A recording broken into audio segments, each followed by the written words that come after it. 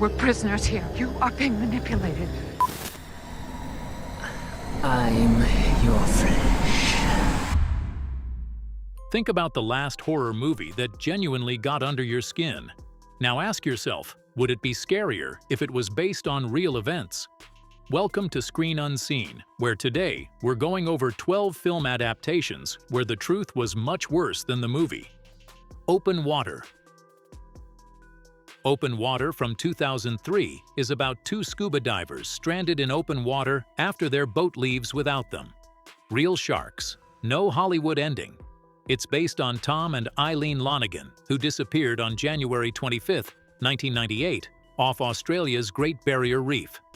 The MV Outer Edge carried 26 passengers that day and left without doing a head count. 2 people were missing. Nobody noticed for 2 days. 6 months later, a fisherman found a dive slate, an underwater writing board.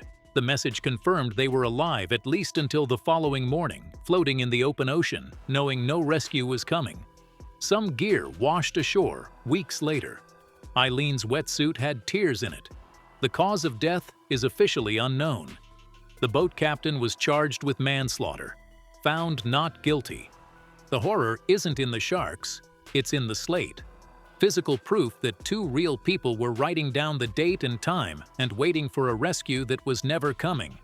The story ends without a body, without a verdict, without closure, just a slate and some torn neoprene. Some survival stories, though, do have a survivor. The problem is what that person had to do to become one. 127 Hours. In April 2003, Aaron Ralston descended into Blue John Canyon in Utah and got his arm pinned under an 800-pound boulder, 100 feet below the desert surface, 20 miles from the nearest paved road. 5 days.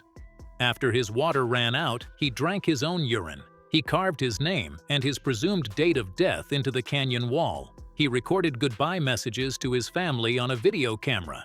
That footage exists. Ralston keeps it private. The only outsiders ever allowed to see it were director Danny Boyle and James Franco, who then had to go and act in that same scene anyway. Franco, it turns out, has a real aversion to seeing blood on his own arms. What you're watching during the amputation sequence is a genuine physical reaction. After 5 days, Ralston broke his arm bones using the boulder's weight and cut through the rest with a cheap multi-tool. Not a Leatherman. The kind you get free with a $15 flashlight. He rappelled down a 65-foot wall with one arm, hiked 6 miles, and lost 25% of his blood volume before finding help. Not everyone gets to keep climbing. Ralston made a calculated decision to stay alive at any cost. What makes the next case so much harder to sit with is that the person who died had every opportunity to leave and chose not to. Every summer. For 13 years. Grizzly Man. Timothy Treadwell spent 13 summers living among grizzly bears in Alaska, convinced he had a special connection with them. In October 2003, one killed him and his girlfriend Amy Huguenard. Treadwell had been filming himself constantly.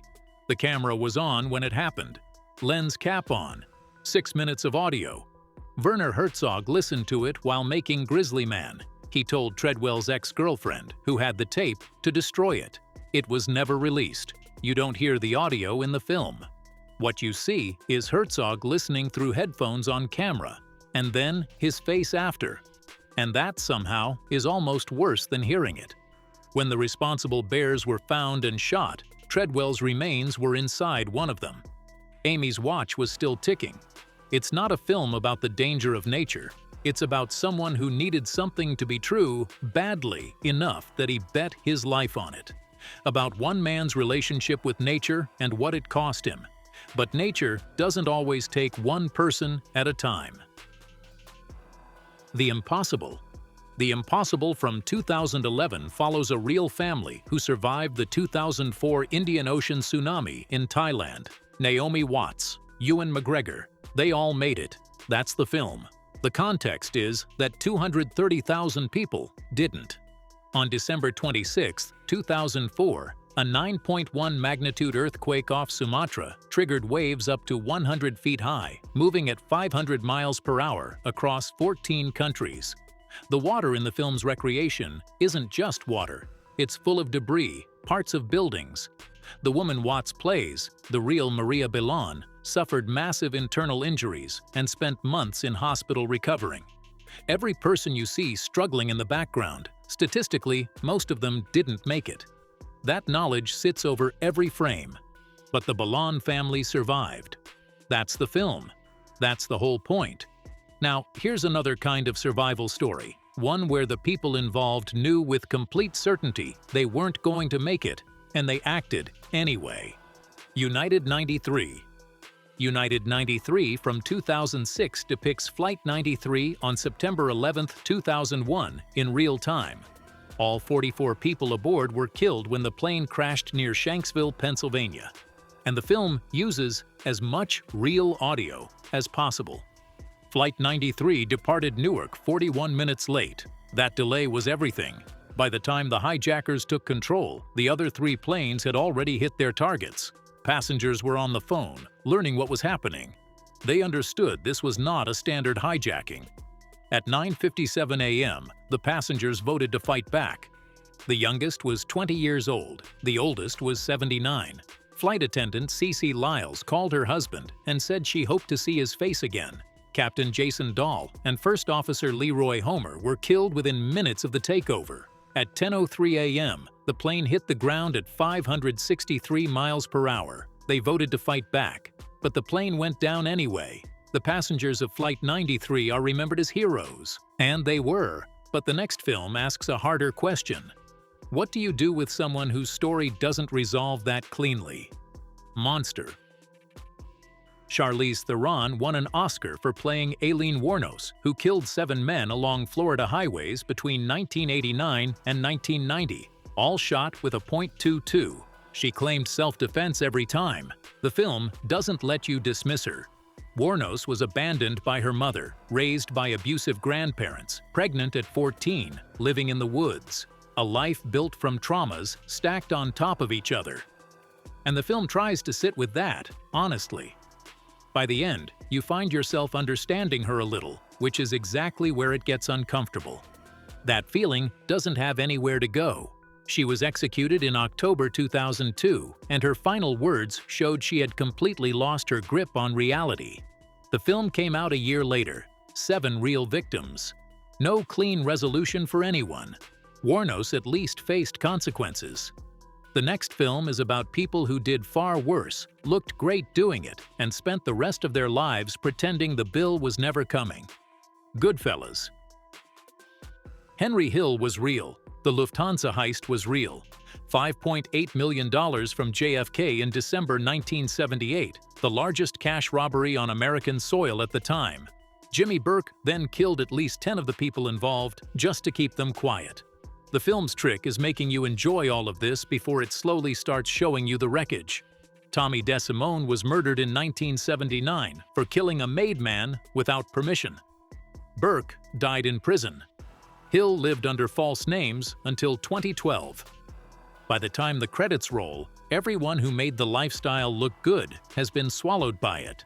The violence in the film is stylized, but it comes from real testimony, and Scorsese knows exactly what he's doing when he spends the first hour making it look appealing.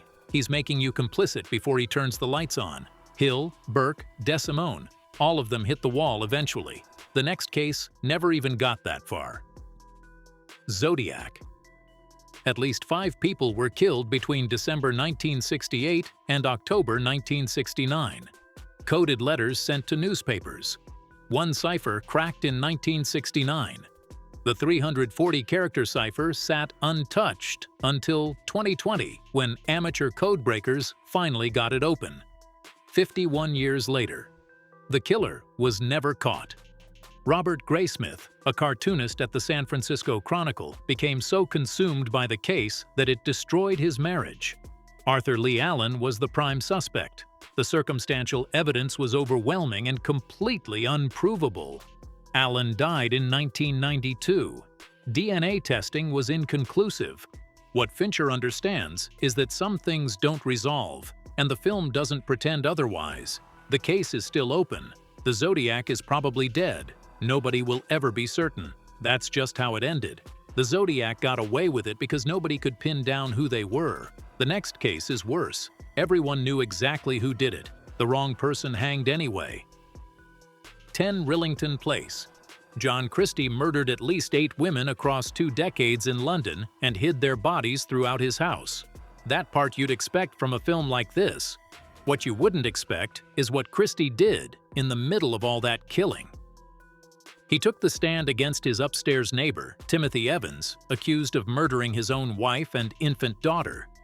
Evans was convicted largely on Christie's testimony and hanged in 1950. He was illiterate, had learning difficulties, and was an easy person for a courtroom to write off. Christie had been a special constable during the war. Respectable, credible. The jury got it completely wrong. 3 years later, Christie was arrested. Bodies throughout the house. He was hanged in 1953. Evans was posthumously pardoned in 1966. Christie's case became one of the strongest arguments for abolishing capital punishment in the UK. There's a grim irony in that. A serial killer's lies produced better legislation. Timothy Evans got a pardon he couldn't use. The next case identified the killer 33 years after the fact, and still couldn't do a thing about it. Memories of murder. Between 1986 and 1991, 10 women were murdered in the Hwasong region of South Korea. The police investigation contaminated evidence, tortured suspects into false confessions, and caught nobody. Bong Joon-ho's film is about that failure as much as anything. In 2019, the killer was identified through DNA. His name is Lee Chun-jae. The statute of limitations had expired. He cannot be prosecuted for the Hwasong murders. He's currently serving time for a different crime. The film ends with a detective staring directly into the camera. When you know what happened in 2019, that shot becomes one of the most unsettling things in recent cinema.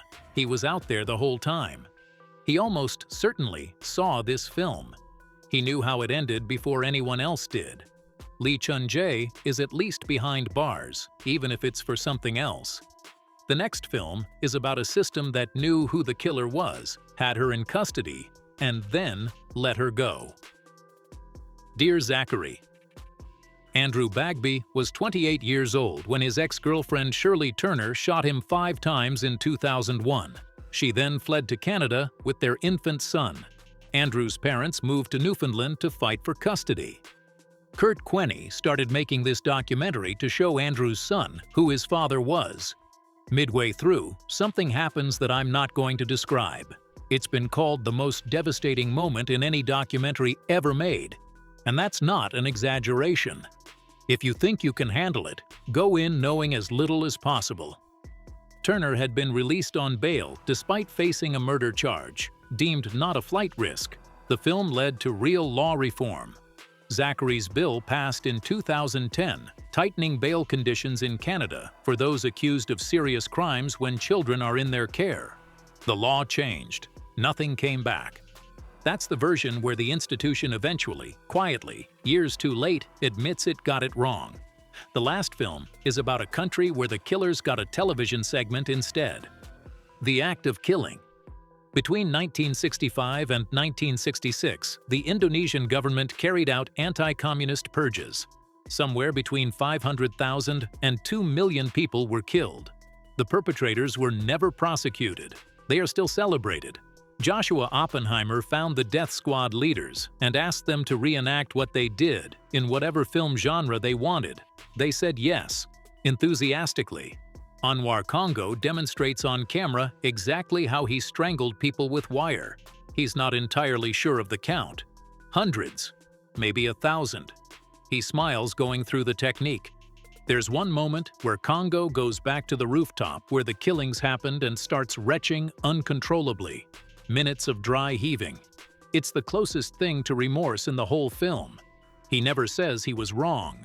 He never apologizes. He died in 2019 at 82, never prosecuted. His grandchildren grew up with a grandfather who slept fine at night. Some younger Indonesians had no idea the 1965 killings had even happened. The power structure hasn't changed. Every film on this list ends with something the credits can't close off. A dive slate, a private tape, A retching man on a rooftop who never once says sorry. And if any of this kept you up, you're not alone. I'll see you in the next one.